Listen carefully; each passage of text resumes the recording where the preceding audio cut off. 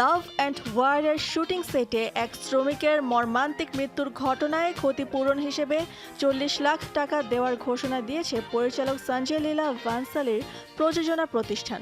মুম্বাইয়ের ফিল্ম সিটির royal pump স্টুডিওতে সিনেমাটির সেটে কাজ করার সময় ৪২ বছর বয়সী কার্পেন্টার চন্দ্রধারী সিং যাদব বিদ্যুৎস্পৃষ্ট হয়ে মারা যান বলে প্রাথমিক তদন্তে জানা গেছে। ধারণা করা হচ্ছে শর্ট সার্কিট থেকে দুর্ঘটনাটি ঘটেছিল। ঘটনার পর থেকে ফেডারেশন অফ ওয়েস্টার্ন ইন্ডিয়া সিনে এমপ্লয়িজ প্রযোজনা সংস্থার সঙ্গে আলোচনা শুরু করে। সংগঠনের সাধারণ সম্পাদক আশোক দুবে জানান, ঘটনার সময় শ্রমিকদের দীর্ঘ সময় ধরে কাজ করতে হয়েছিল।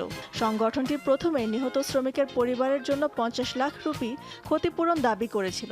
যদিও আলোচনার পর ভানসালির প্রযোজনা প্রতিষ্ঠান ৪০ লাখ রুপি দেওয়ার সিদ্ধান্ত নেয় এবং পরক্ষণেই ওই চেকও ইস্যু করা হয়।